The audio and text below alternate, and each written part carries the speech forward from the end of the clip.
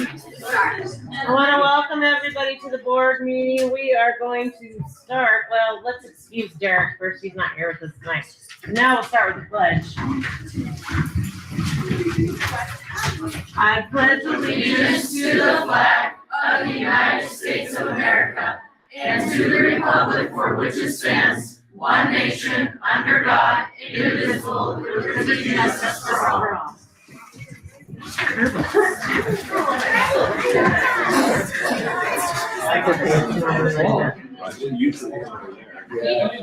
All right. I believe we need to make an amendment on the agenda, I make a so motion that we amend the agenda to move our item E in the consent agenda down to our executive session as per section 24-2061B of the Idaho Code to consider the evaluation, dismissal, or disciplining, or to hear complaints or charges brought against a public officer, employee, staff member, individual, agent, or public school student. That we list this as number B, discussion of early graduation requests. Second. thank you. All those in favor say aye. Aye. Aye, the amendment passes. Now I would entertain a motion to approve the amended agenda. I move That's the consent. Okay, that's consent, all right. I move that we approve the amended agenda. Second. Thank you. All those in favor say aye. Aye. Aye. Aye. Do we have any signed in visitors? Okay. Is there any discussion about on the consent agenda? I would like to amend letter C of the previous agenda on January 12th.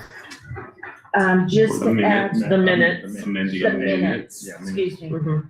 the minutes, on letter C, just to add that there were, the actual curriculum that Paige went ahead and gave us, it's 95% group, and that basically it's a phonetic instruction to add that into the item. She talked about the interventions steps, but I think it really needs to be in there.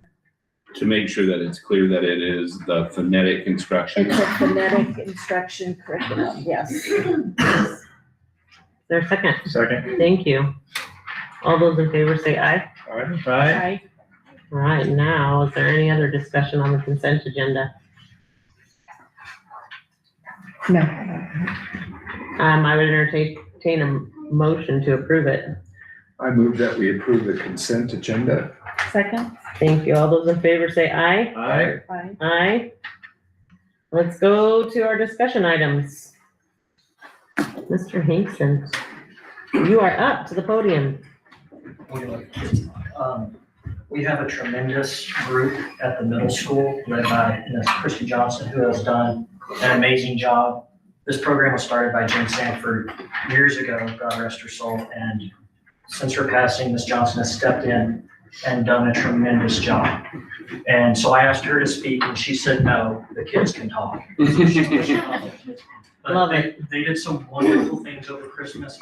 They do wonderful things at the school every day. They run all of our dances and make it very easy for us. They're running a kindness assembly later on in this month. And they're amazing, and I just want them to be showcased. Come on, guys, come on.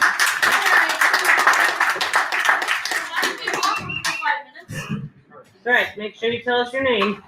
All right, go up there, boys. Come on. Oh, sorry. It feels better if you all stand together. But make sure you're addressing the board, guys. Let's have them go from What? at least by the podium so Yep, that. head over to the podium. You see the podium? Oh. Whoever speaks is standing at the podium.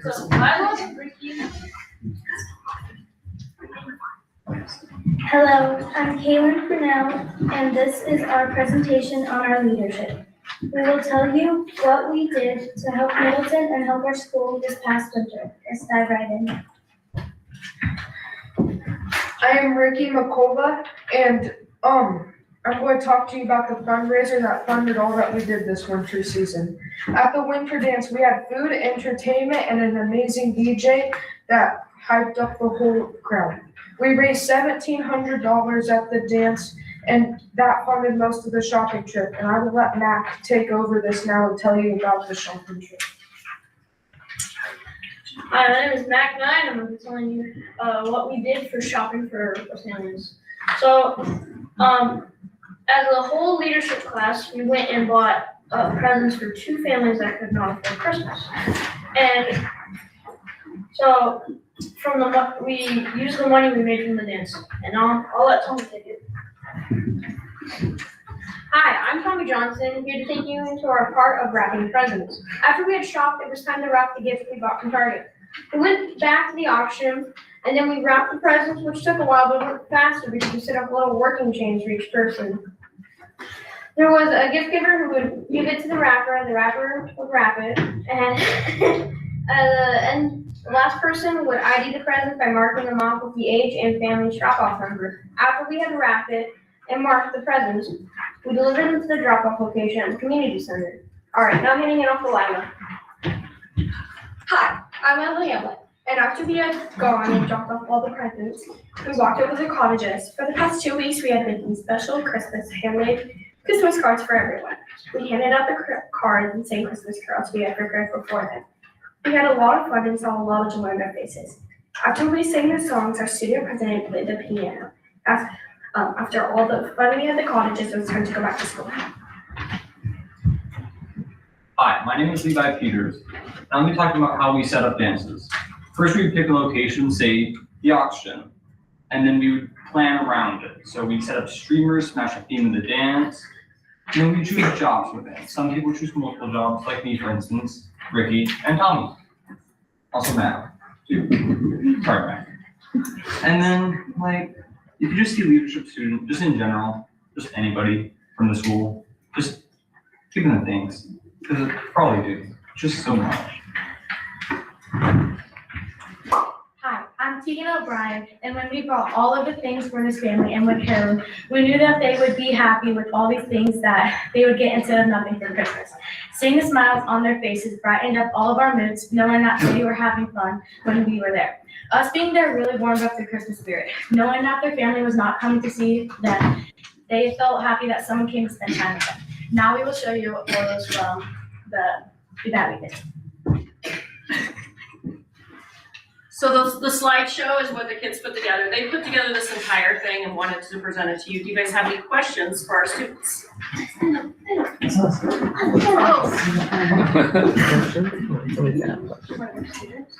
What, were there any moments that you had that stood out to you the most when you were interacting with either the residents of the cottages or just like serving the community?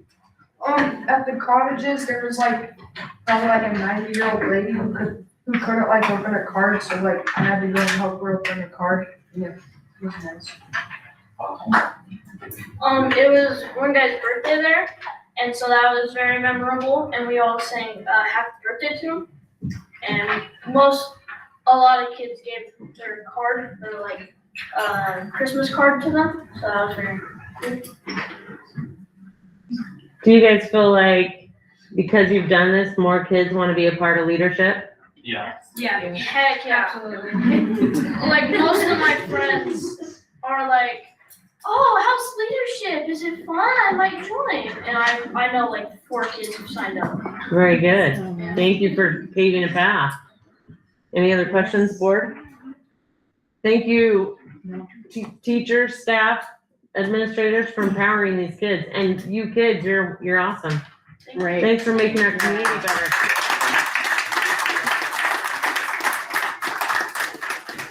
And I should add parents. Thank you, parents.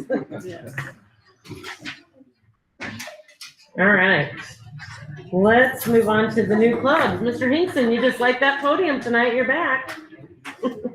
We have 2 groups that want to start clubs. We have a couple 8th graders that came. At the high school, they have a Bible study during lunch. They would like to start the same thing at the middle school. So I thought we would start it with them in 8th grade. we have a teacher that's willing to open her room up to them, and they were asking for that. The other one is a Rubik's Cube Club from our 8th grade math teachers. They just want to do something for the kids, and their Rubik's Cubes are all the rage, and so they love them too, so They're we'll back. have it after school. We're recycling the 80s. Yes. They're back. That's awesome.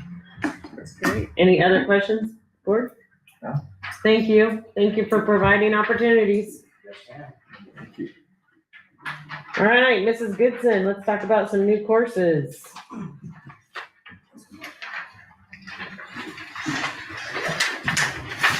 Alrighty, so as promised from last month, I'm bringing some new courses, starting with our 26-27 school year.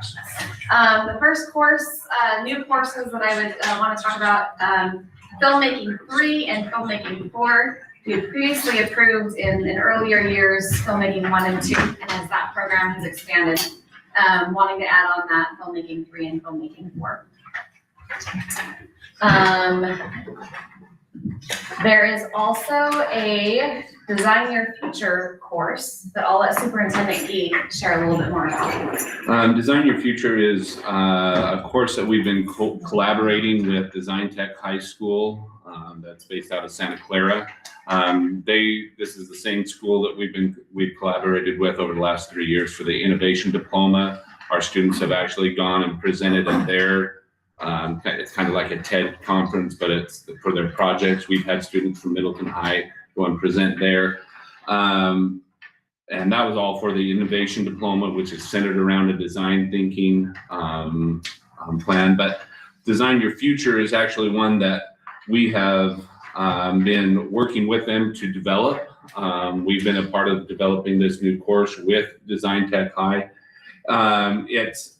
And I'm just going to read through some of the outcomes that we're trying to achieve. This would be a class for 12th grade students.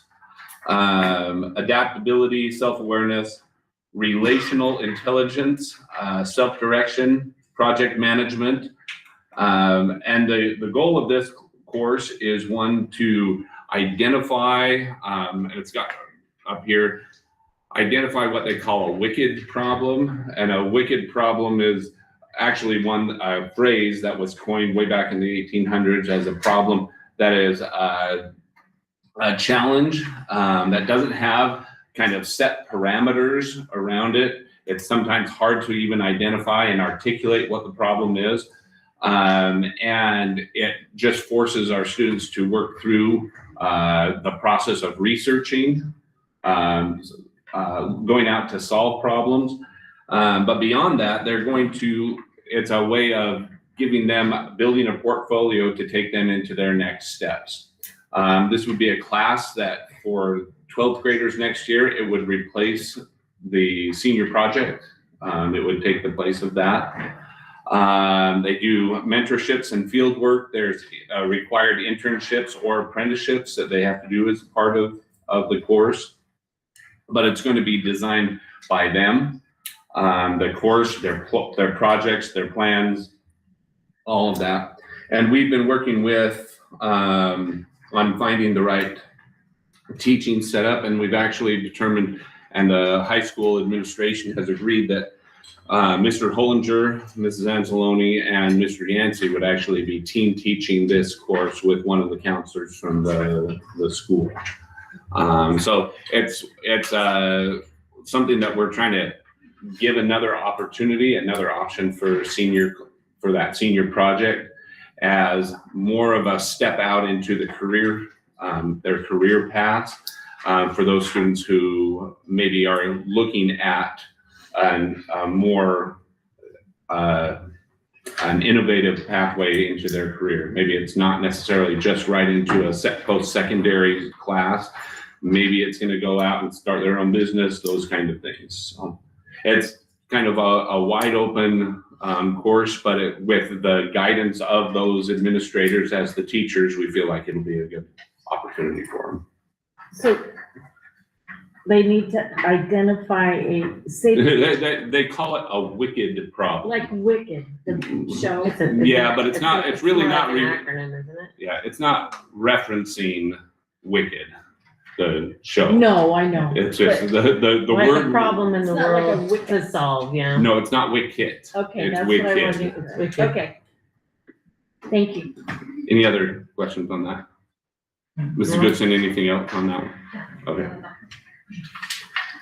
The next one on your document is not necessarily a new course for the high school, but a substantial revision, and it was revised to continue to meet the dual credit requirements of the College of Western Idaho.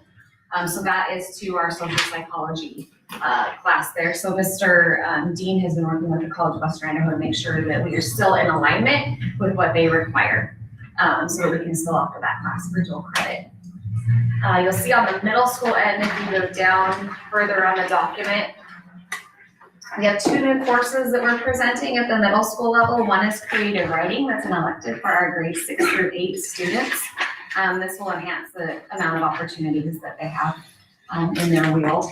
And then a stream team elective that's gonna focus on the local watershed science and ecology that can actually harness some partnerships with places like the Boise River Enhancement Network, our watershed, Idaho Fishing Game, so a pretty cool hands-on experience for those kids to add as an elective.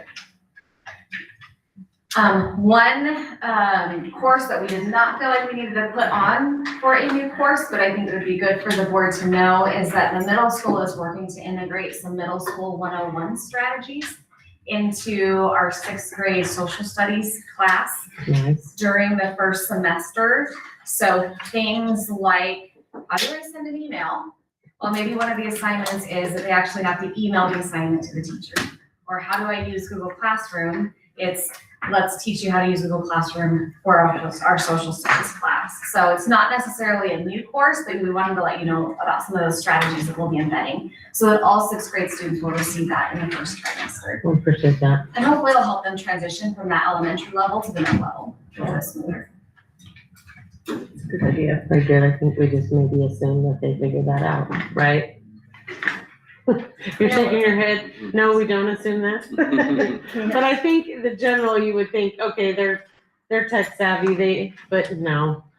They still have to be explicitly taught some of those skills. And when you go from one teacher primarily with the day, to 6 or 7 teachers, that's a shift. Yes, absolutely. Need some skills to be independent for sure. So you're integrating that into social studies? So using the social studies content, but teaching the strategies of how to be successful as a middle schooler in that course. Okay. It's actually, That's a great idea. yes. Because if they go post-secondary, they're gonna need to know how to use Google. Yeah. Thank you. Very good. Any questions, anybody? I think we're good, thank you. Thank you. Oh, I have one question. Yeah. All these new courses, are we gonna have teachers for them? That's a great question.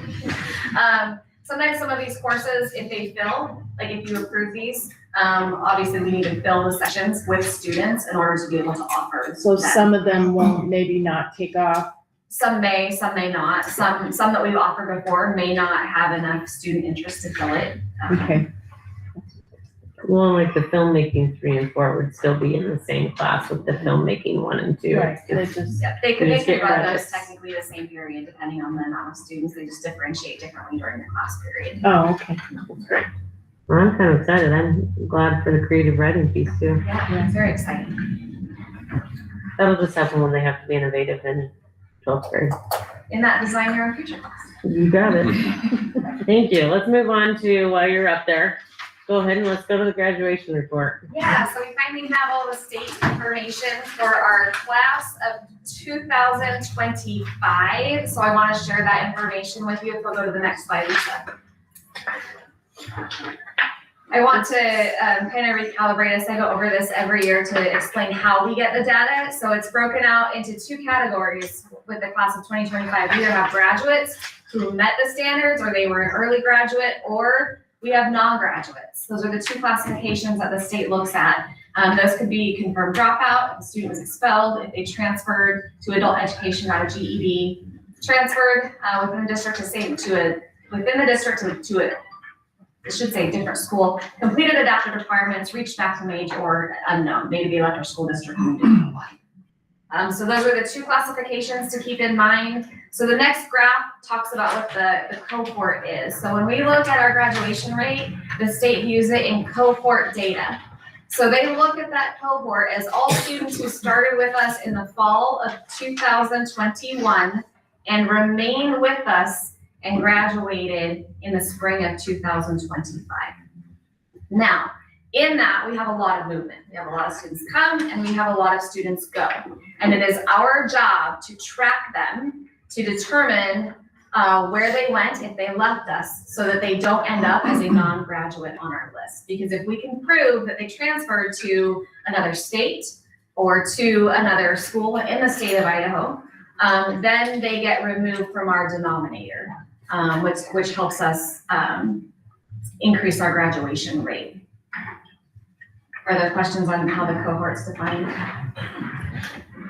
Not on that one. Not on that slide. So if you look, this is the calculation, that little itty bitty divisor in the middle. So we're looking for the four-year cohort. Calculation is the number of members who earned a regular high school diploma that fully aligns with the state standards through the summer of 2025. That's our numerator. And then our denominator is the number of students in ninth grade for the first time in the fall of 2020, plus the number of students who transferred in, minus the students who transferred out during the following school years. I don't think I can iterate how much movement it is. And you have to track them, and sometimes that is difficult, It right? is. Yeah, because sometimes families move, and they may say they're going one place and they end up in a completely different place. So what I can tell you is that our registrars work tirelessly from the time a student is a freshman to the time they're a senior. And what if you can't locate them? What happens? They stay in our denominator. Yeah, we do the very best that we can do. So that's how it's formulated. If you'll go to the next slide. So this is our four-year cohort rate, and I've added in the 4 years before, just so you can see that as a district, we are sitting at 90.2 for the district, the high school. So how many of you guys are seniors this year? Okay, you will be next February. I will present about your data. And so I'm hoping that you're at least 95.8 or higher for your graduation. Yes. Our academy is at 70.1. The state of Idaho is sitting at 82.3. So we are well above the state average when it comes to a four-year cohort.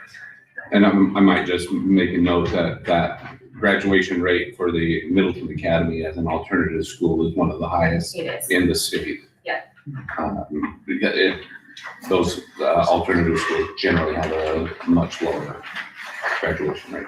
And I think part of that is attributed to the strong relationship that our high school has with the academy and our ability to do, once a student goes to the academy, it doesn't mean they necessarily stay there. Sometimes they'll do credit recovery and then bounce back up to the high school. Sometimes it is the best placement where the student can grow, but it takes that strong partnership between those two schools. So they work very well together. So go to the next one, Lisa. So this is our 5-year graduation cohort. So this is through 2024. So these are the kids who took like an extra semester or an extra year to graduate. So you'll see that that's sitting at 91.2 as a district. High school is 93.9 and the academy is 78.6. State's 84.3, so we're still ahead of the state average on the 5-year cohort as well. We don't tend to see those numbers change as much as we do the 4-year cohort. And then because you always ask, you want to know how we compare against the schools in the SIC. Class of 2026, you got a lot to live up to. I'm just telling you that right now. So when we look at our surrounding school districts, we are right at the top for graduation rate.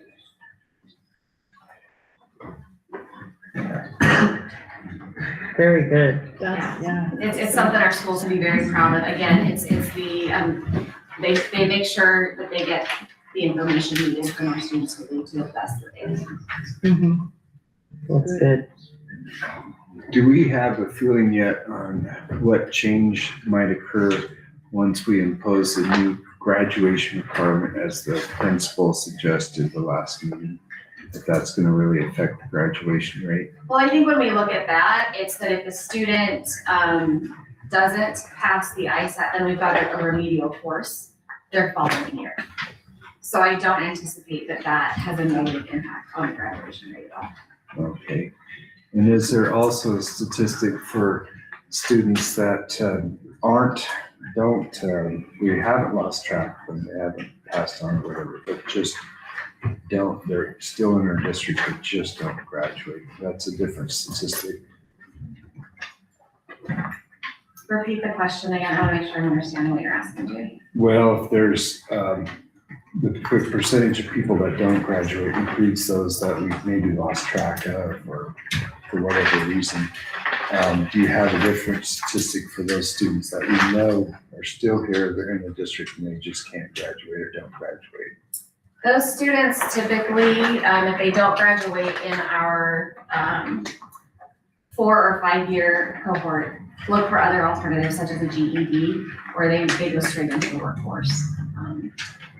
In those cases, I don't have the exact statistic. I can run the non-grad statistics for you, Jay, if that would be helpful. Because I'm just curious how much of those students what percentage of those students that aren't graduating are really those in the district that just aren't graduating? Because we'd be working with just that at the high school, for instance, we'd just be working with that 4.6%. Yeah. If you were looking at the whole district, we'd be looking at 10%. Yeah, of that 10%, how many are not just because we lost track? So that's the question you're asking, right? Yeah. Because I think I can break it out for you on the reasons they would be considered a non-graduate. I can get that information for you. That'd be interesting to know. Thank you. Any other questions? Thank you so much. Thank you. All right, we're just gonna, no, it's okay, we're just gonna we did have a signed-in visitor, we're gonna give Mr. Krishanth a little bit of time to voting. Oh, gosh, okay. Just gonna interject it in there. Oh, well, there is. We missed one. Yep. I'm glad you did this now, because I'm glad the students are here. First, 3 B's of business, be brief, be brilliant, be gone, so I'll not take much time. I first signed up as a no, speaking to you, and I changed it to yes, and thank you. But Superintendent Yee, board and staff, thank you for letting me talk. I think it's really important that you hear this, and a little bit of a resume for me and my wife. We've had a lot of involvement with young people in Middleton. Even as much as in June last year, we had 150 young people in the middle of nowhere at a 3-day camp out that my wife and I are responsible for the activities for those 3 days. Why they chose a 70-year-old and somewhat younger spouse, mentioned any demographics there. But even before that, a lot of experience with our youth here, and since then, I don't know if, Mark, you know that I've taken on the role for youth council associated with city council. And we are also working we started out with 3 students, and now it's 8 that are working with the people that do the Middleton Spirit magazine.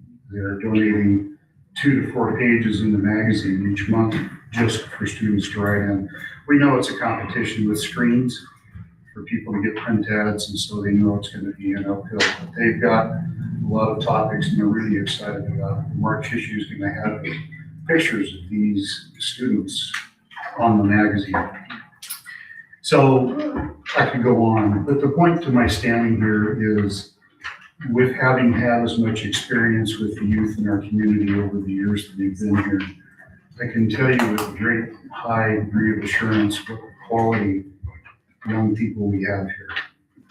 And I mean that, and I know that, and I attest to that.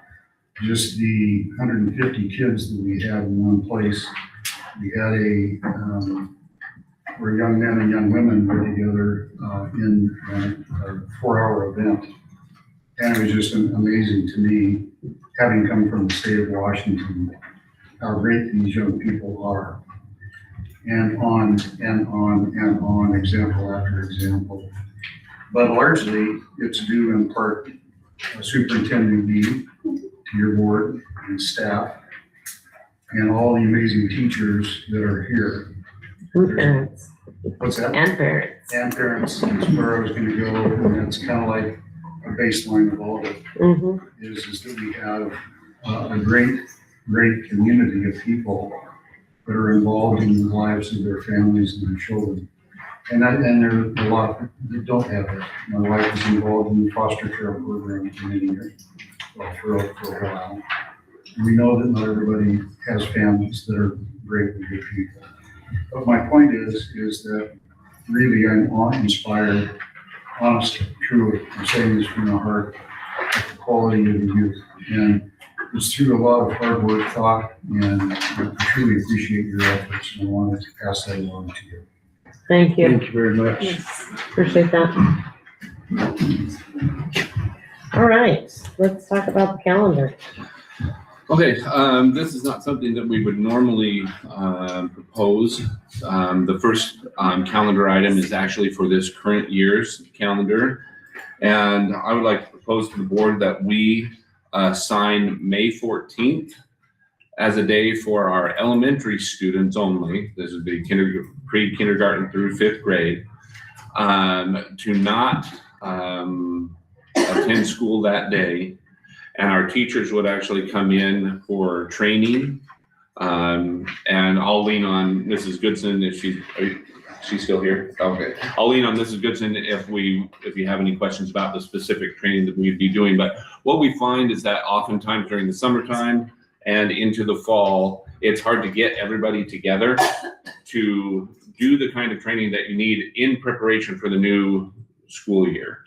There are a number of different topics that, as we've been looking at the need for training for our teachers, that having something that's during the school year would be beneficial for them in terms of preparation for the coming year. It allows them, when they come back to the school, to spend all of their time, the majority of their time preparing for those students to come. Oftentimes, especially, I would say across our district, but especially at our elementary ages, our teachers do an awful lot to get those classrooms ready in those just 3 or 4 days before school starts, when they're back on contract. So I would propose that we make an adjustment to this year's calendar to allow for on May 14th, elementary students would not attend school. All other classes would be held as normal, but the elementary students would not come, and the teachers would be taking part in training. Mrs. Goodson, anything specific on the training that you feel the board ought to be aware of? So this is where they would have some, so we've talked, last year we adopted 95 as the ELA, the reading foundations part of ELA. We need to work through some reading comprehension components and strategies for that, where we bring that piece in. And working with staff and our administrators, I think it would be well received and well appreciated if they had that time so that they can solely focus on that. Whereas, like Superintendent, he said at the start of the year, they're focused on so many different aspects of getting their classrooms prepared. And this would let them head into the summer knowing what they're going to be doing when they come back in the fall, and any additional time they choose to do.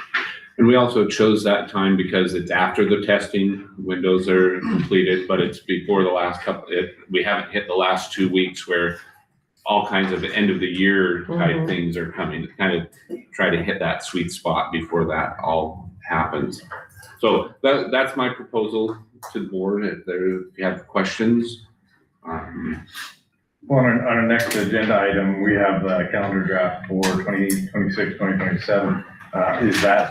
Is there a similar need for that year? Will we need to bake that in? Is it already? I would like to explore that. This is for the following year, it's a draft, but that was actually on my list of things to discuss as possibilities. It is not currently listed there in the draft that you have, just because we haven't had this conversation yet.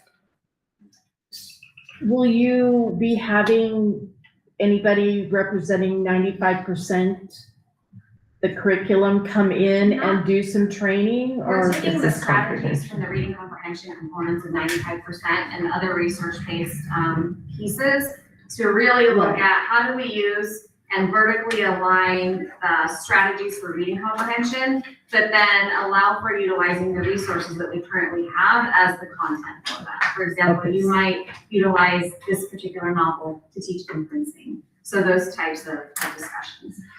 So would the teachers be coming up with like lessons They'd be able to work together. as a grade level? yeah. Okay.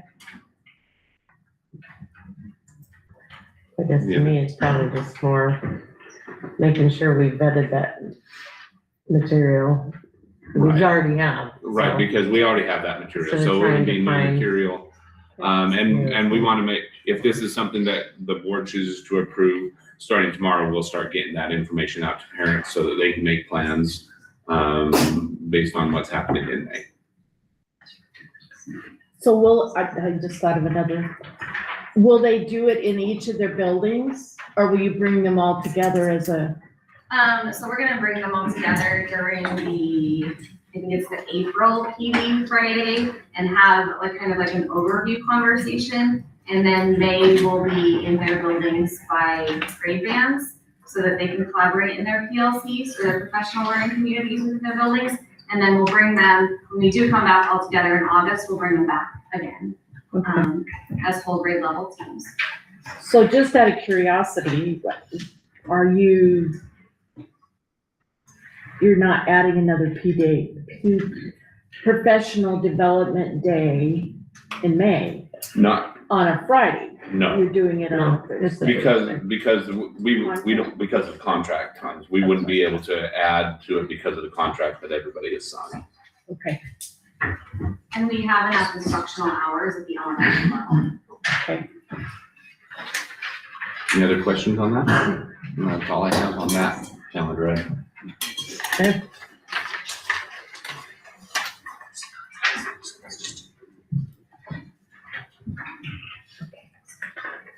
All right, let's move to the calendar draft.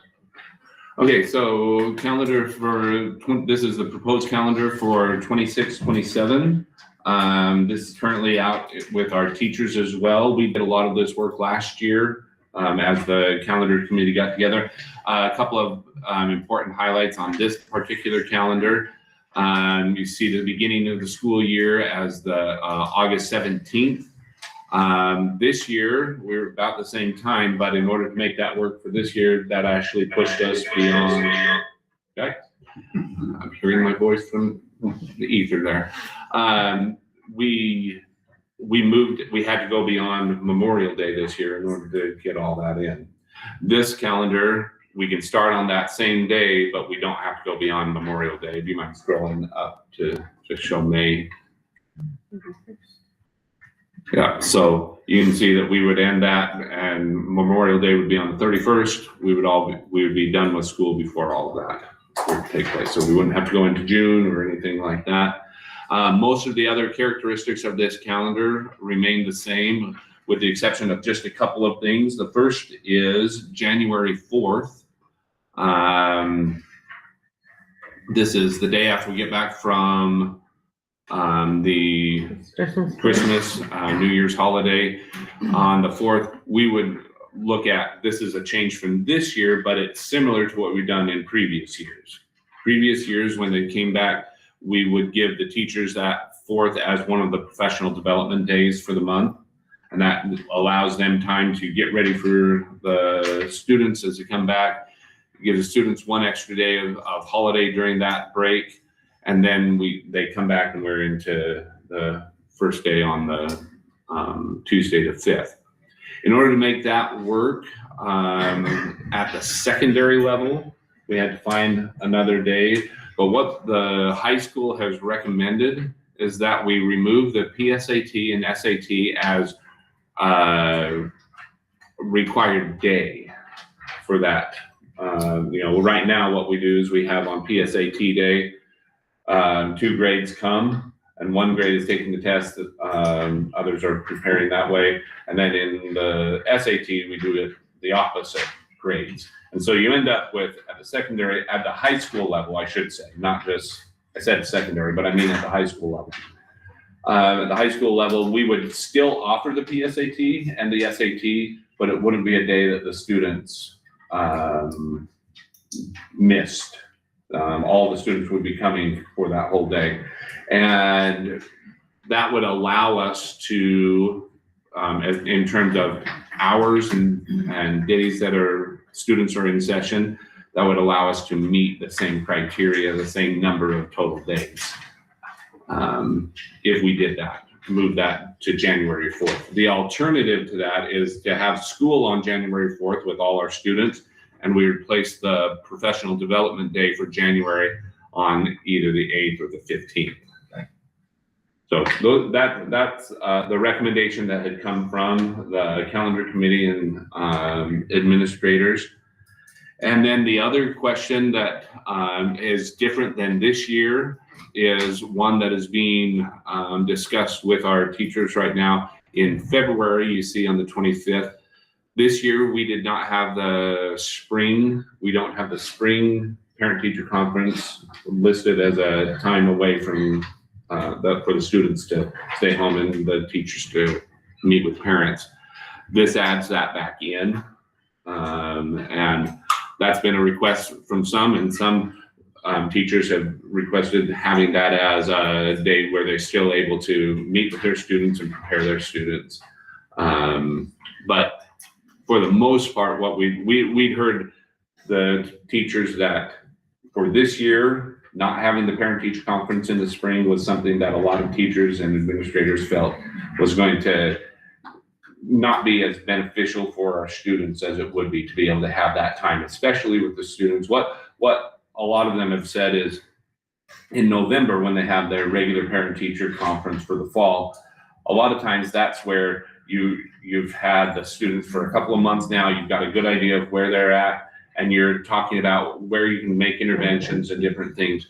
The February parent-teacher conference allows it to focus more on students who are really needing interventions and sometimes need a more frank discussion and time to meet with parents to talk about how we can make more significant interventions. So that's the reason for bringing that back into the calendar. In that one in February, yes. And it's more for just elementary. Yeah, just for elementary. Well, what in lieu of parent-teacher conferences for the high school, middle, and academy, they're gonna hold?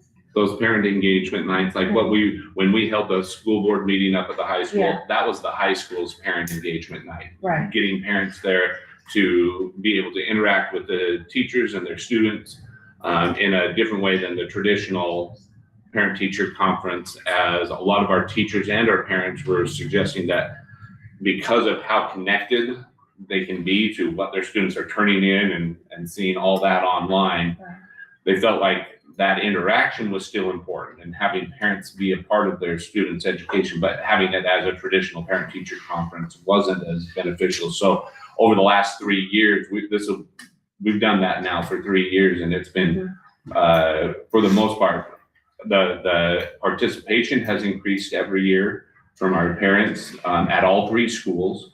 And we've had I've yet to have a complaint from parents about not having that parent-teacher conference outside of 2 or 3 that we've been able to get them, they said, I needed a time to meet with those teachers, and we've been able to set that time up for those. So has that been decided on this calendar as to what day and?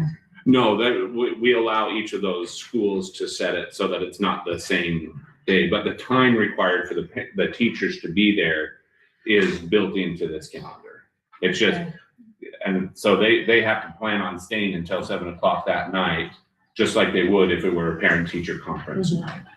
It just hasn't been decided. We let the schools establish that as they come back in the fall, just based on what, they could schedule it now, but then sometimes there's a game that's scheduled that same night. Okay. And then all of a sudden it throws off how many people can come and participate. All right.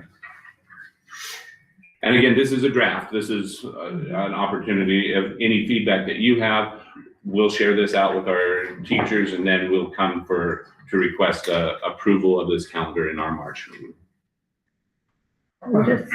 I have a thought. Yeah. When is the general election in November? Anybody know? Should be that first Tuesday. On the 3rd? What if you made that a PD day in middle school? Just to help That's a people possibility. have, yeah, just a thought. I know that there are other school districts that do that. I'll reach out and see how they manage the logistics of that. As of right now, we've allowed, I know the other schools that have done that typically are doing that because of the voting that's going on in their buildings. School, yeah. As of right now, the county has requested that our buildings be available, but they have not assigned us to anything for either the primaries or the general election. And that's, last year we did the same thing. They had asked for our, Availability. to be available, and we made our high school and middle school available. But they chose not to use those buildings in any of their elections, so. Just something, while we would be available, it wouldn't guarantee that they were actually using our buildings on those days. Is there still a 3-day cushion for snow days built into the calendar? Is that what it is? Well, it's not so much a 3-day cushion for snow days as much as if you have if we have a verified emergency, and when you have a snow day, that's called they call that an emergency. If we call a snow day, then I bring that to you as a board after the fact, and if you approve that as, yes, that was an actual emergency, there was, it was for the safety of our students, we didn't hold school that day, it just doesn't get counted against us at the state. It's not like we could utilize those days to drop off more time later. So it's just not held against us if we do it. Yeah, I just, 1 year going to school here, we had 6 snow days and we ended up having to add days at the end of the year. Right. At a certain point, I guess you do. but- And during Snowmageddon, there was a similar.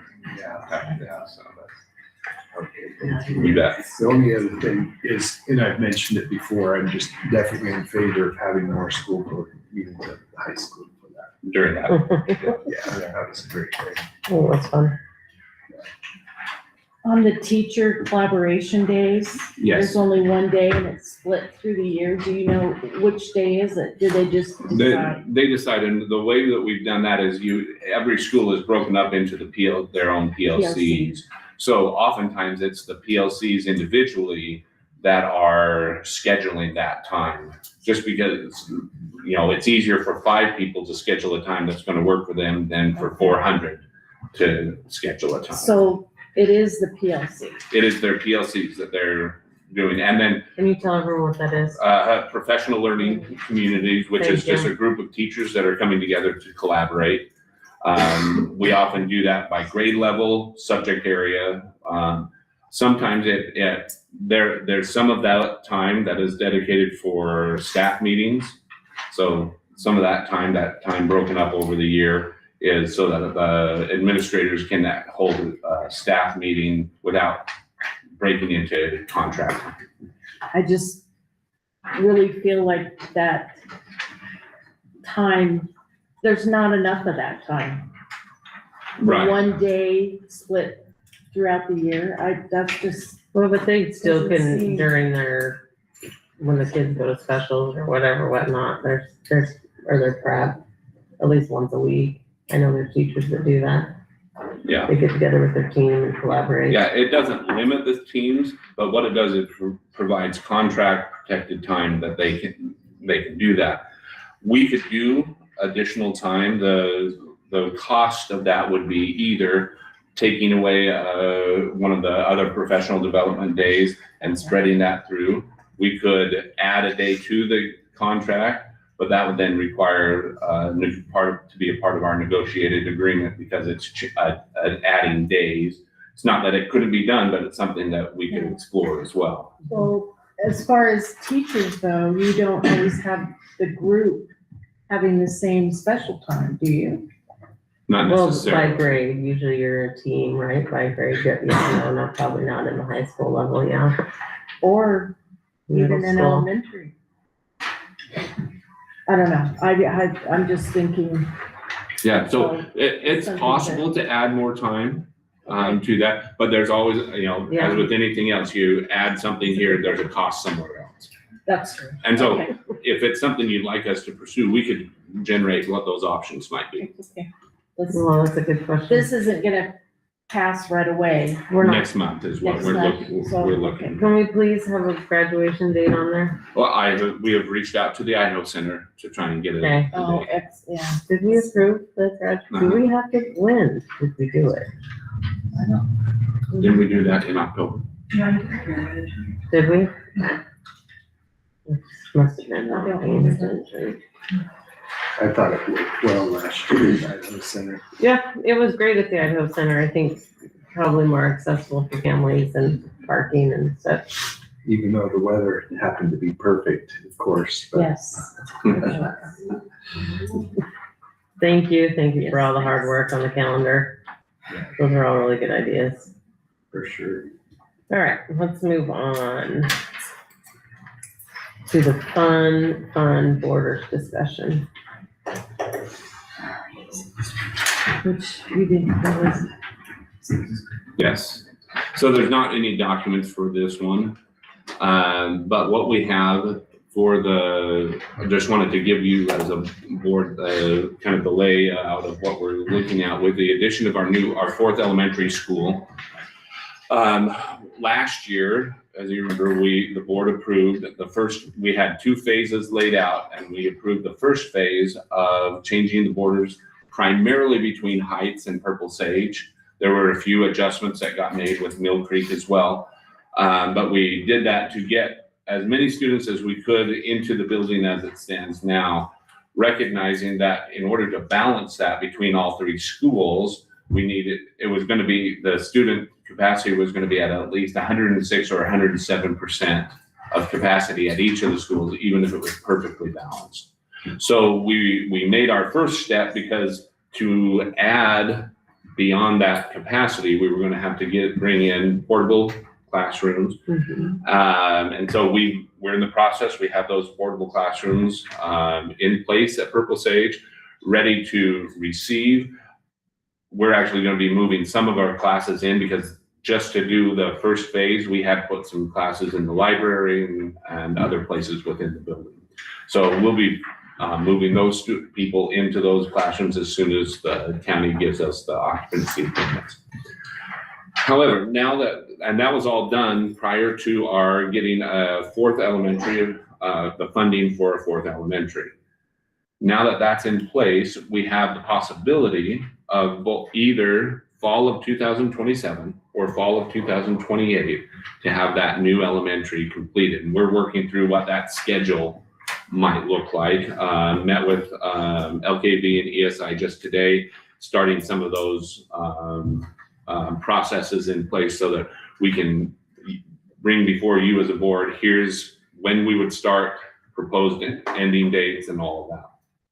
Either way, in the 2027 or fall of 2027 or fall of 2028, we're going to have to do a new border plan for all 4 elementaries. When we do that, we would be changing like these students that are we would be proposing to change in phase 2. It's possible they could be in one school in this year, another school next year, and another school the year after that, which I don't know is the best plan for any student. So my recommendation to you as a board is that we put a pause on phase 2 and let it ride as it is right now with our current borders until we know when we're going to have to build until we know when we're going to be able to occupy the new school. And at that point, make one border change rather than one this next year and one the year after or the year after that. Just to avoid situations where students might end up in 3 schools in 3 successive years. yes. The balance that we made this year has helped significantly. That phase 1 was close to 100 students moving out of the Heights area and over into Purple Sage. That's made a significant difference in the ability of Heights to both receive new students, because that's where a lot of the growth is coming, is in the current Heights boundaries. And for it's moved Purple Sage we're at like 98% of capacity right now. We're very close to being at full capacity in that school. So it's allowed for those kind of things to happen. So unless you if you as a board would need to instruct me to continue with phase 2, if we're going to do that, we would need to start those discussions in March so that parents know ahead of time what's going to be happening with that order change. Otherwise, we would take no action and we would just move on to, we would wait until we were moving into the new elementary school, at which point we'd make that change to all 4 borders. Has there been any unexpected changes in growth or projections, or is it about the same? Well, if you remember, over the last 3 years prior to this, we actually saw kind of a plateau. Most districts in the valley and in the state were dropping, but we were kind of holding steady. This last year, we've seen a growth of over 100 students in our district, and we anticipate that's trend is what's going to continue, is that we're going to continue to see growth. And we're not seeing it from out of district students as much because most of our schools are at capacity and closed. Just mainly new construction. Mainly new construction. Yeah. Correct. Any questions or direction you'd like to give me to prepare for the next? No, I think that makes sense. No, it does. Just about pause it for right now. Pause phase 2. And I'll just make a note that doesn't require an action from you as a board because you didn't take an action to move forward phase 2. All you did as a board was to move phase 1 into place. I think as soon as we get more information, though, we should, or as to when we anticipate opening, we should just look at that. And if it's gonna be further out, then we may have to. And we believe talking with ESI and LKB today, we believe that's happened, that we'll be able to have that conversation either April or May of this year. Good. Yeah, sounds good. Thank you. Let's move on to close some checking accounts. Yeah.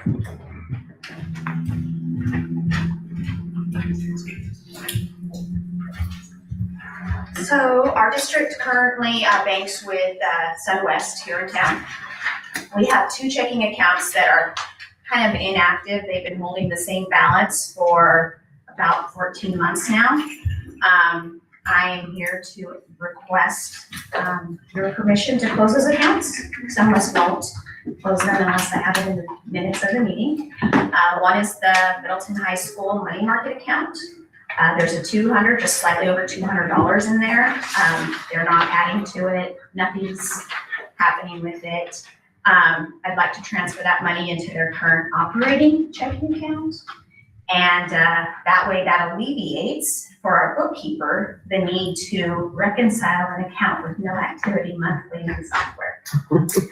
The second account is our child nutrition program here at the district level. For those that were here a few years ago, before I got here, the checking account was set aside and everything was being ran through the district. We have not, again, had any activity on that account, and I have to reconcile that monthly. So to do away with that, we'll go ahead and just transfer it directly into general. It still belongs to the food service. It's still their money. So I would just like permission to close both accounts, please. And I should recognize Mrs. Krantz stepping in for Gina Corrigan. She's 2 hats today. She's our treasurer and our clerk. So thank you. Any questions, board? Thank you. Thank you. All right, let's move on to the legislative updates.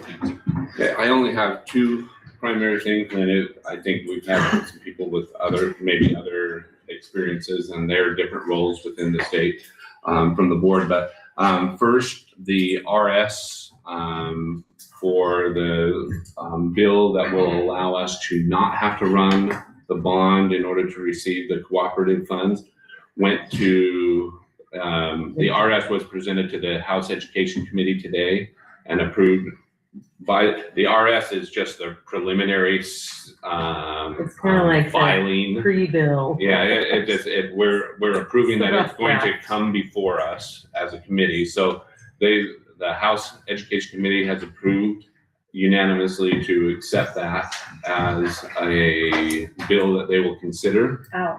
The one that's for the cooperative fund for us. So it applies to all schools, but it would be retroactive for the schools that were awarded this current school year. And so we are watching that bill to see when they are going to take that up for debate. And if it passes there, the pathway it has to go through is House Education, then the full House, Senate Education, full Senate, and then to the governor's desk. So keep you updated as we go. The other major consideration that impact us is that it appears that we're moving forward with a budget that would maintain the current funding for K-12 education.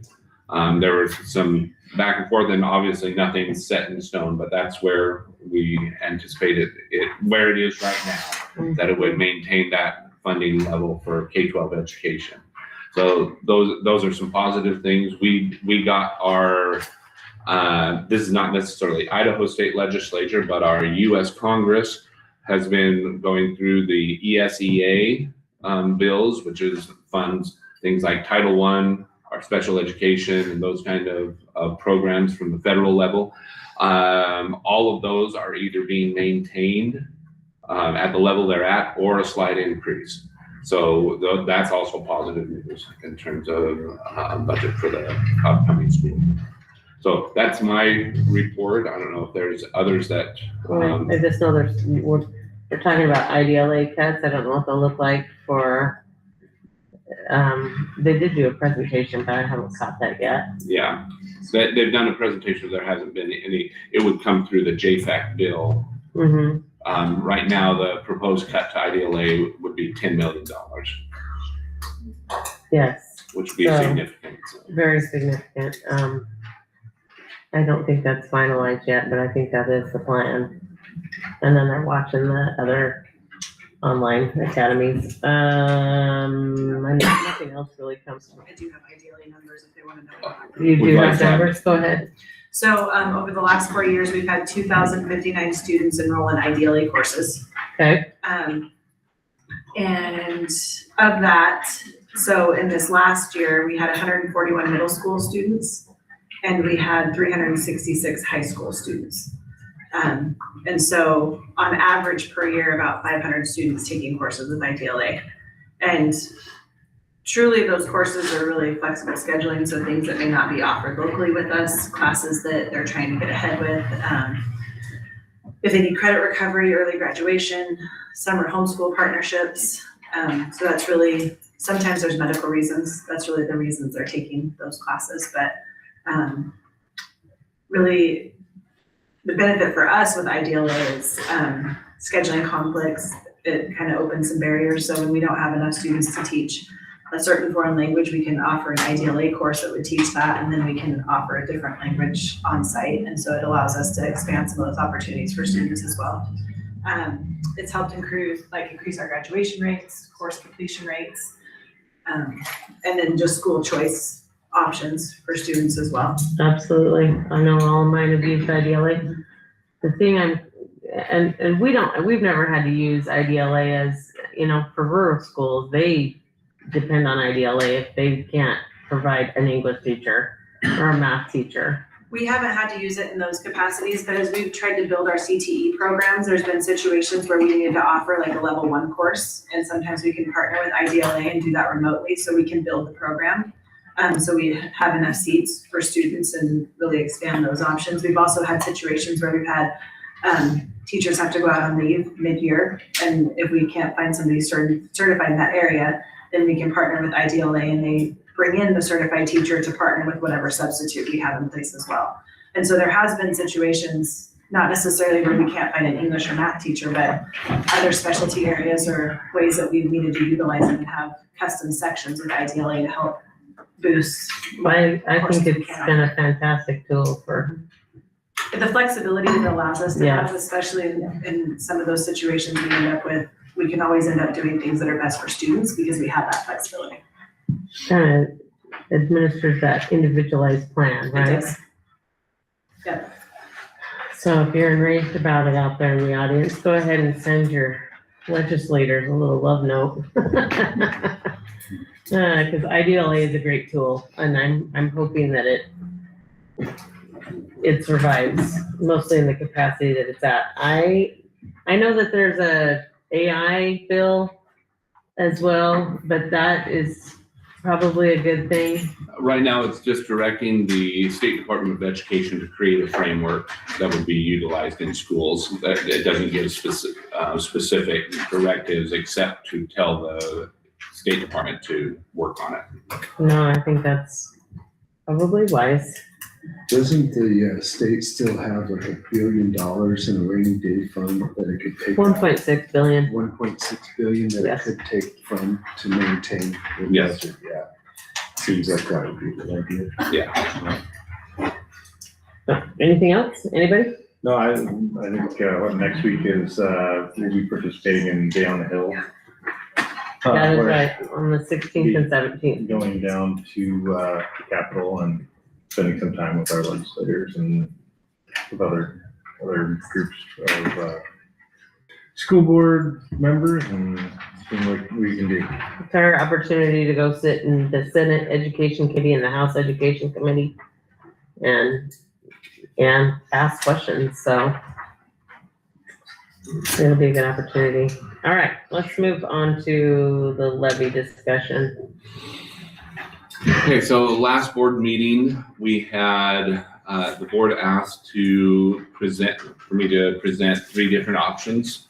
One would be maintaining the 2.4 that we had requested from November.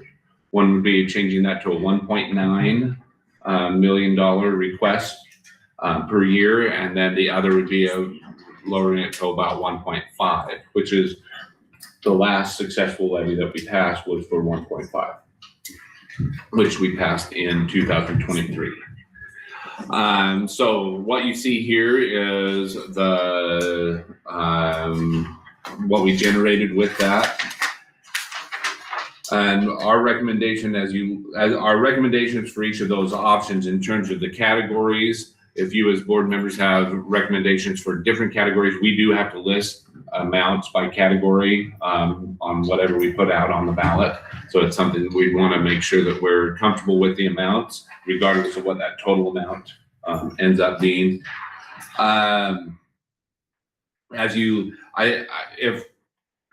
To be frank with you as a board, I think we need to be looking at either the 1.5 or the 1.9.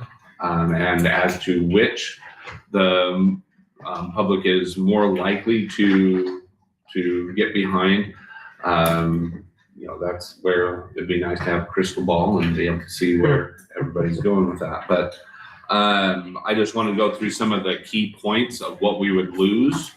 Because when we did this amount for 2.4, it had not been adjusted for about roughly 10 years. And so the cost of providing the different services was going up over that entire time. And so as you look at option 1, the amounts that are listed there are the amounts to maintain the services we were providing.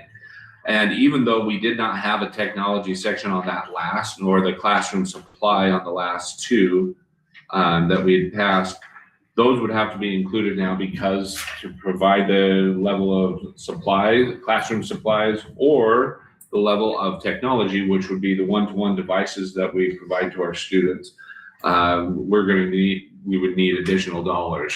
When we purchased those at the last time around, they were purchased with the COVID dollars, and that's obviously not a pot of money that's available anymore.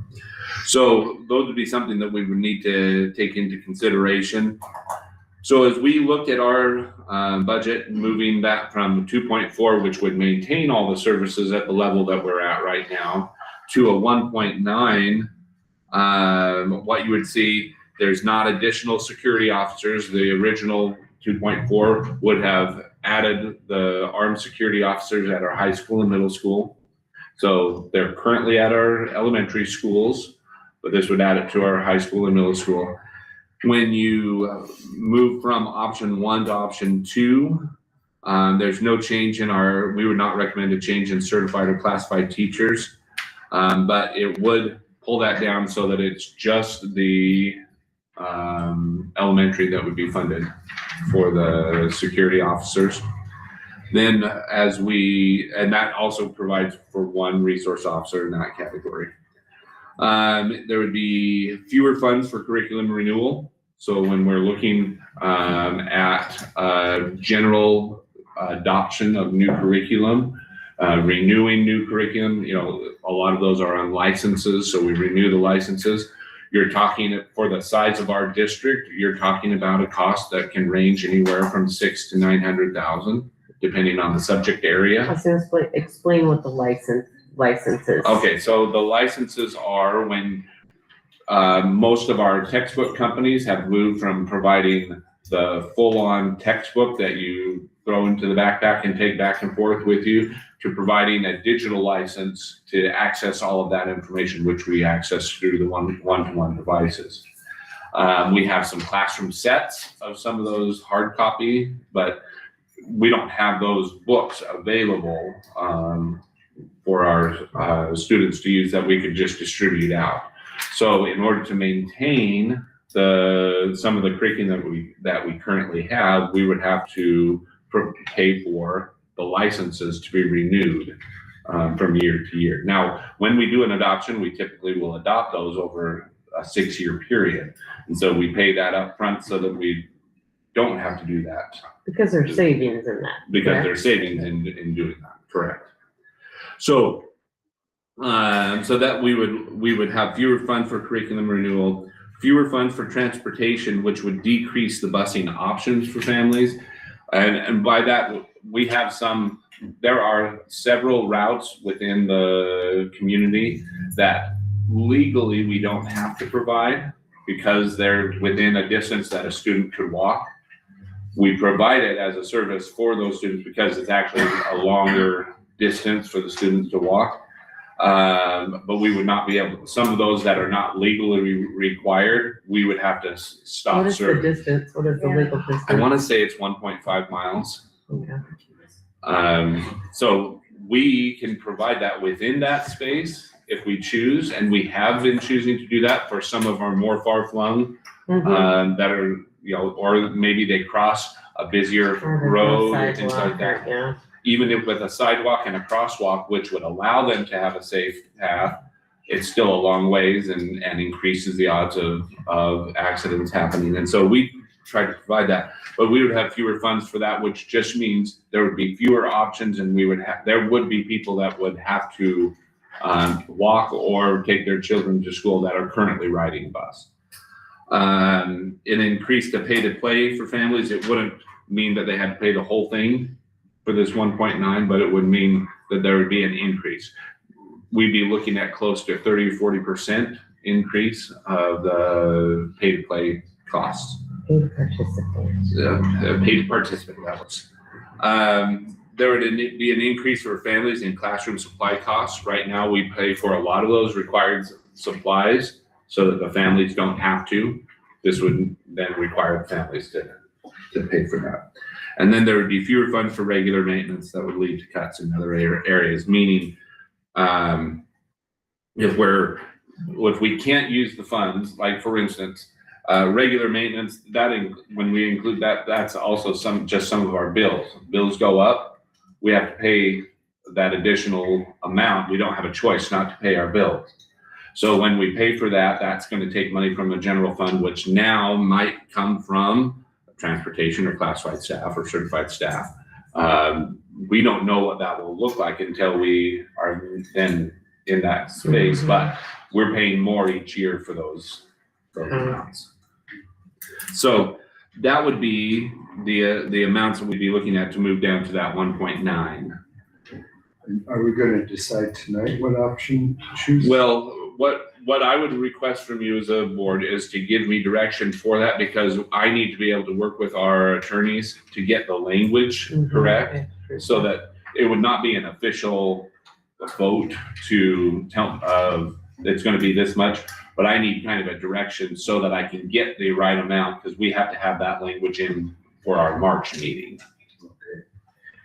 Well, as painful as it is to go from option 1 to option 3, not having the levy pass would be a lot more painful than having option 3. Right, and if I could speak to that Yeah. for a little bit. The third option is similar to option 2, it's just more of each. We start cutting certified staff, we cut security, everything gets cut except for an SRO, one SRO that would be paid for. Further reductions in curriculum, further reductions in technology. What you see there, we would have to go down from that 250, that's 250,000 that's recommended for that technology upgrade, or not upgrade, renewals, replacements, to 134,000. We would cut the classified staff. There'd be no change in the pay to play and the supplies in that change, but there'd be further reduction in transportation options for families. If we were to not pass the levy, all of those things would be cut. All of Yeah. it. So the certified teachers, that's 7 certified teachers. That's roughly, was it 12 classified staff? 12 classified staff, all of our security and resource officers. There would only end up, this is paying for one of our resource officers. The other resource officer is paid for by our safe and drug-free school monies. We would be down to just that one for the whole district. But you know, there is a bill they're trying to collect tax for safe schools Yeah. off of pouches and vapes. Yeah, and I haven't seen where that one, I'm not sure where that one's landed, but I know that they're pushing for that. And I think most people were on board with that. okay. We would have no additional dollars for curriculum renewals. So the teachers, we would have to develop our own curriculum at that point. Classroom supplies would be, I mean, they're similar.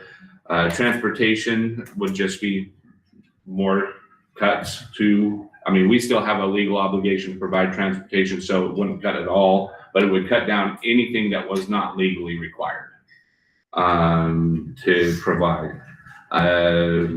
And building maintenance obviously would get down to 0. And so when that goes down to 0, that also means probably more cuts to personnel. But that would be something we just have to work out with the budget. So those are some pretty significant cuts, and we would not be able to provide the level of service that we're currently providing. Because when you cut those kind of certified, that number of certified positions, the number of students in each classroom are gonna go up. Well, and can we talk about like our funds where people can see that we have modernization funds and that money's just sitting there, and in their minds, they think, why on earth don't you just use that money? Can you explain why we can't? Because the law says we cannot. The law actually that provided those funds for us says that those can only be used for what we call capital projects. And a capital project isn't even paying a bill. We Yeah. couldn't just go and pay our power bill with the modernization funds. We have to do it, it's for projects that you're doing, like we've been replacing HVAC units on a lot of our buildings, I was saying, primarily. even to get that, we had to submit a book like this with a 10-year plan. Yes, and so we can't use those funds to provide any of those services that are listed here.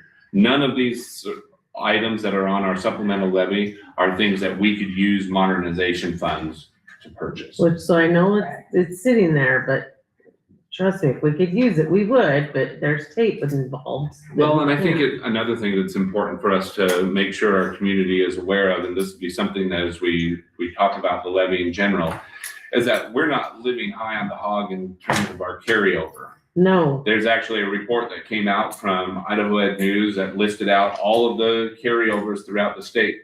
Middleton has, and this is for a financial planner, they're gonna look at what Middleton's doing and start being scared because Yes. we only have 5%. which is not Which enough is- to even cover 1 month Correct. if there's an emergency. And so, but we've been trying to pay out as much as we can to make sure that we're not asking more from our taxpayers to maintain that, Absolutely. those services. And so that 5% of the regular school districts in the state of Idaho, it's one of the lowest. Almost at the bottom. There's like 3 regular school districts that are. Thank you less for than being that. prudent with the money, because we should be, because everyone has to do that, so. Well, I think there's a lot of, to lose some of the things that we currently have, our school security. There is a lot of security in that. I think the kids are more comfortable. I think parents are more comfortable knowing there's people on site that can respond to those types of problems. I think it'd be a real shame to walk away from that. And then, when you start to talk about dropping it down, and I know as a parent of a student who's involved in sports and things like that, I don't, that's gonna make it tough, because I don't want my son driving to downtown Boise in traffic, trying to get to a basketball game or something like that. Like, it's just, no, like, it's just not safe, which is reality, because everyone's excited. I mean, I get it, but, like, we just, like, that there is a responsibility that tradition, this is just how Idaho is set up. They put the responsibility for those pieces on the community because they don't fund that at the state level. And so, it's one of those things that's really difficult, but what do you cut? It's not like we can do it cheaper. We have to cut physical things out because, it's not a negotiation. It's, if you don't have enough money for new tires on the bus, you don't just use old tires, you park the bus. Yeah, the last election results for the last levy dictates that we have to reduce, because we had, a 30% approval rate on the eastern side of our district. Right in town, there was about, a 65% approval, but to get those numbers up to that level, I think we have to cut it down, and where option 3 is painful, just having it fail would be so much more painful. And I also, like I said, I think that part of the reason why there's such a low approval rate as you get into the star city limits, especially people that live in star city limits that don't realize or understand that they're in this Middleton school district, and they really aren't interested, apparently, at helping us, is having little signs or something that says you're entering Middleton school district. So there's awareness and understanding that, hey, we need your vote to help us, not just thrive, but just survive, with these numbers. I don't know what percentage of the issue is with what we're trying to ask for to help support the students, and just any amount is too much, or if there's apathy, or, when you look at, and we know there's an issue with apathy and the ability to get out and vote, so that's one problem. But then there's also an attitude of just any amount of money, I'm not willing to do something, I know that a lot of the conversations I saw were simply like, they're frustrated with the city and with development, and somehow this punishes them. Well, not really. It punishes the kids and the services that we can provide the kids. So, I don't know. I'm more apt to look at option 2, just so that we can maintain the quality of education and services that we have for our kids, as opposed to dropping it all the way down. Because, and right, the roll of the dice, you don't know, but I don't know that difference makes the difference, Like, I don't think people stayed home because of the dollars necessarily. I think people just stayed home because they didn't realize the impact it really has on our kids. And what percentage of parents voted in the last election? It was 20. Is Mrs. Goodson still here? 20%.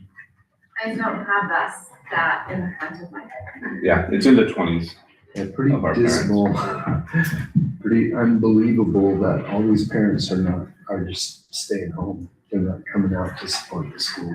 And it seems like that could be changed somehow. some way. Yeah, I hope. Yeah. I think option 2. I'd be more inclined to look at option 2 than Me just too. completely drop it all the way down. I don't, like I said, We haven't, and what kind of inflation have we had over the last 10 years? I mean, you have to consider that. We haven't pushed for that at all. I'm torn. Having been an educator, I definitely understand these items. How many options are there in the transportation? Are we doing extra busing routes? How many are we? Yeah, It's not so much extra busing routes, like they don't just say this one's an They're extra one, added they're on. added on. It's, we're gonna go further with this bus route.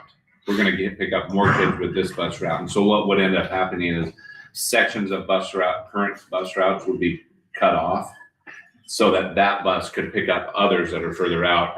And when you do that, eventually you have fewer routes, but it's not just for one, like, there's not just one that goes out and gets the ones that are extra. I see. It's spread. Within a route. Yeah, they're built in within a route. So we would cut out miles, total miles, and you'd have fewer kids that are picked up, which would allow the existing routes to pick up, and you wouldn't have to either add one, or you could go down a route as an aggregate of all the rest. Okay. And not going to phase 2 on redrawing the borders for the elementary school, that helps save some on the transportation. Yes, that will save. Yeah. Mhm. I'm torn between, like what Jay's saying, if it doesn't pass, we're Then we just cut it. we'll have to cut and do that. The difference between the dollars per 100,000 of the property tax Right. is not that much between 1 and 2. I mean, I should say not that much. $8 is important. I understand that, but I'm torn between, I lean towards option 2, but then I say, what if it? How much So then money, I go down to 1. how much money do we get from property tax relief from the state? All of the property tax relief that we get, it's close to 4 million. Right now, it is paying off our bond. Yes. So the only thing that our taxpayers are really paying for right now is our supplemental levy. They won't be paying anything on the bond because the property tax relief bill Kids is look at their bill and covering go, woo-hoo. it's covering that cost of the bond that's on there. And this is the high school bond, that is ready to expire, 3 years from now. What would be ideal is on the election, if we can have the options for parents to choose. Yeah, unfortunately, they don't allow us to Yeah, do that. they can't, but wouldn't that be nice? Yeah.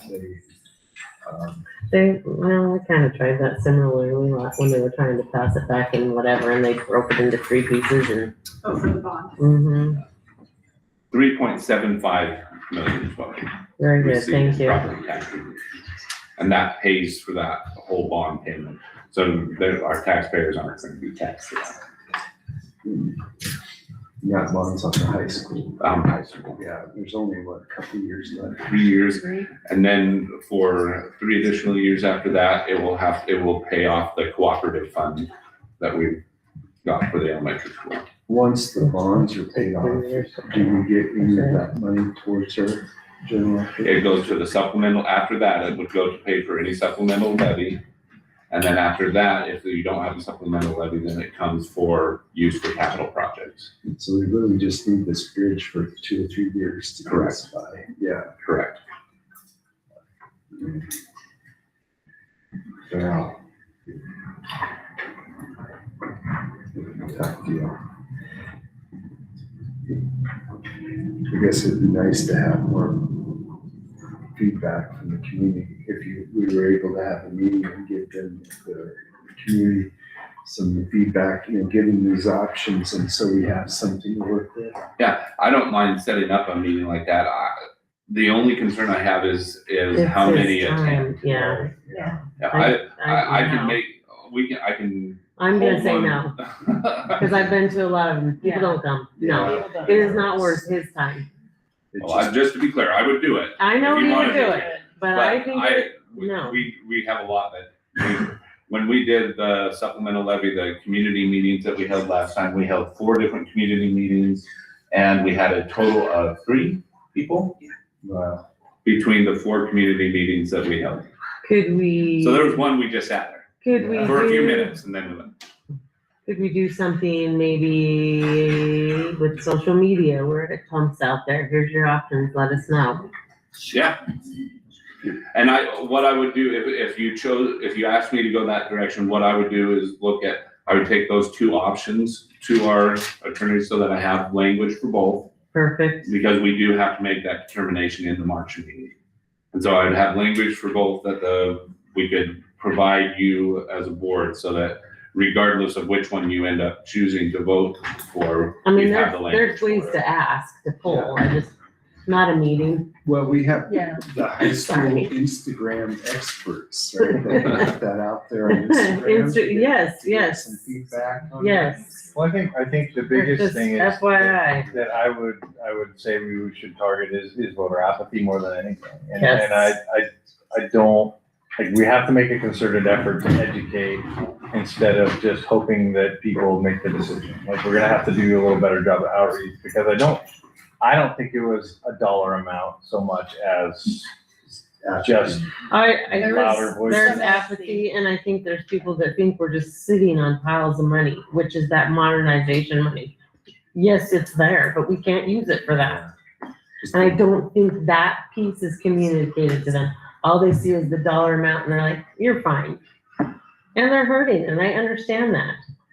But I don't know what else we can do. Yeah, we get all these high schoolers on Instagram putting that message out there. It's just a lack of information. So, yeah, get free help. So if that's how you would like me to proceed, I will gather that information. I'll work through both social media. I can send emails out to our parents and ask that to spread beyond there, but I can't, we don't know what kind of feedback we'll get or what kind of return. So I'll have that information for you in our March meeting. Perfect. And I'll have both options, Perfect. 1.9 and 1.5 with the wording that we would need. As a clarification, if that RS doesn't pass for the We'll have bond, to run. there's gonna have to be some language for that I would present in March. The deadline for getting that in is March 13th, which is after our board meeting, which will work fine. I did call the Canyon County to ask how long it would be after we've submitted. So let's say that the bill hasn't passed yet, but we know it's going to in the next week or so. Can we get the information in and then pull it back for that bond? They said that we can do that up to March 20th, but they are double checking with the Secretary of State to make sure that there's no other options and everything to make sure that it's not on the That's good. ballot if they That's pass. good. So we technically have until the 20th, but we would have to file and then pull it back if we do it Maybe that way. explain that for some of the people in here, like the cooperative fund the money that we received. Yeah, okay. So the cooperative fund is a fund that we received to help build our elementary school. The school board had determined to use $8 million of our modernization funds to help build the elementary school if a bond had passed. The $8 million that they set aside, they continue to set aside for that elementary school. And we applied to the state of Idaho to receive what is called cooperative funds. Those are set aside for districts where bonds have failed multiple times, where the buildings are at the end of their lifespan. And so we talked through that if we had to add space, we would look at remodeling these facilities behind us, the old red brick building, the classrooms at the back of the rec center, and use that as classrooms. But what we'd rather do is utilize rather than throwing that money into really old buildings and getting them up to code, we'd rather use that to build a new building. And the state agreed, and so the state actually awarded us $11.25 million that we would add to the $8 million that the board had used from the modernization funds, so that we could build essentially 2/3 of the elementary school that we had asked the voters to approve. And that's happening without, we're gonna be able to do that without it costing taxpayers any dollars. And so that's a way for us to get a school building built. It's not the full, we were gonna build for 700 students. We're gonna instead build for 400 students. And that building will not cost taxpayers. That's, the money's coming from, now, I guess technically it's coming from the state, which gets taxpayer dollars, but it's sales tax throughout the state that's, balanced over more. So that's where those cooperative funds are coming to the district. And if anybody has questions about how that works, it's kind of a complicated process to get those funds, but I can walk you through each step. So. Thank you. Thank you. Sorry to make you explain No, that. it's good. It just kind of helps fit the context of levies. Yep. All right. Sure. Since it's 7:30 and I know that all you students are so excited to be here, come up and get your agenda signed, please.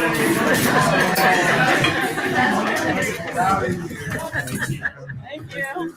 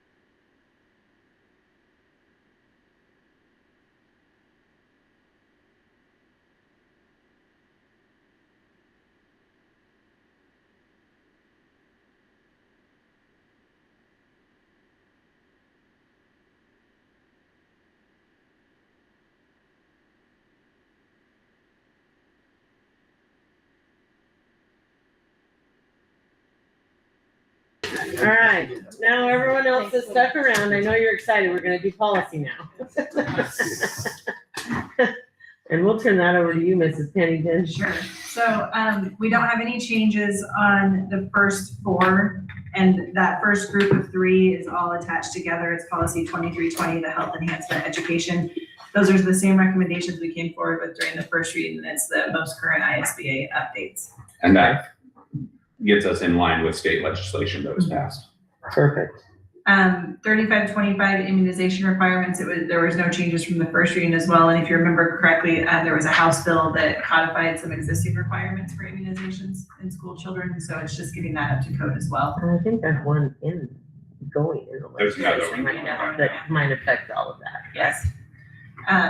And so no changes to those. We would recommend those go to a 3rd reading just because of the content of those policies. Any questions, anybody? Well, I would entertain a motion to move those to a 3rd reading. I move that we move policy 2320, 2320 P1, and 2320 F1, as well as policy 3525 to a 3rd reading. Second. Thank you. All those in favor say aye. Aye. Aye. All right, let's hear about. So from the last meeting, we had recommended moving policy 2700 PR1, the high school graduation requirements procedure, to a 3rd reading this meeting. Our recommendation this meeting would be to go ahead and table that. We've had quite a bit of feedback since we brought those recommendations forward, and we would like to take some more time to review that feedback, make sure that we bring take that into consideration as we bring the next draft forward to you. And so we would table that for this meeting, give us some time to do that, and then we will bring it back when we're ready to bring that back. Perfect, Is thank that you. Mainly teachers that are. Parents, Parents. students, It's teachers, just- yeah. More After the input. last, board meeting, we asked Mr. Hollinger to send it out to parents, kind of what we were proposing, so that parents had an opportunity. And there were 6 or 7 that were well thought out. I mean, we had 6 or 7 total. They were, for the most part, well thought out, yeah. responses. And so we felt like it was something that, one, we want to make sure others have an opportunity if they've still been working through it. And 2, gives us some time to kind of coalesce around what would address those needs of the parents and still meet the goals that they were trying to accomplish with the, so taking 1 more month still allows them to put things in place at the school. Sure. Do we, I So make a there's an motion. action to take. I make- thank you. Okay. I knew that's what my mind was like. I can't remember, I'm sorry. I shouldn't just start, shouldn't be easy out on questions. No, you go right ahead. I make a motion that we table policy 2700 PR1, high school graduation requirement procedures, until at least next month? Yeah, till March. Until March. Second. Thank you. All those in favor say aye. Aye. Aye. All right, we have some action items. I would entertain a motion to approve the clubs at the middle school as described. I move that we approve the new proposed middle school clubs, the Bible study during lunch and the Rubik's Cube Club. Second? All those in favor say aye. Aye. Aye. I would entertain a motion to approve the new courses for the middle school and high school. I move that we, approve the new classes for the middle school and the high school. Second. Thank you. All those in favor say aye. All right. Aye. Aye. Aye. I would entertain a motion to approve the calendar change for the calendar year 2025, 2026 with an amendment for May 14th to be a no students at school day, right? Kindergarten through 5th grade. K through 5. I move that we change the 2025-26 calendar by stating that May 14th will be a teacher training day for K through 5 only. Second. Thank you. All those in favor say aye. Aye. Aye. I would entertain a motion to approve to close the 2 checking accounts that were described. I move that we, close the 2 checking accounts, due to inactivity. Second. All those in favor say aye. Aye. Aye. All right. I would entertain a motion to go into executive session. It's gonna be a long read. I move that we go into executive session as per section 74-2061F to communicate with legal counsel for the public agency to discuss legal ramifications of and legal options for pending litigations or controversies not yet being litigated but imminently likely to be litigated, and as per section 74-2061B Idaho Code to consider the valuation, dismissal, or disciplining, or to hear complaints or charges brought against a public officer, employee, staff member, individual agent, or public school student, and specifically our the item discussion of early graduation requests, that we go into executive session. Second. Trustee Clark, Yes. trustee Powell, Yes. trustee Wagner, Yes. trustee Dempsey, Yes. and trustee Moore. Absent. Thank you. Thanks, everybody. Yes, thank you for coming. Yes. Hope it was interesting. This is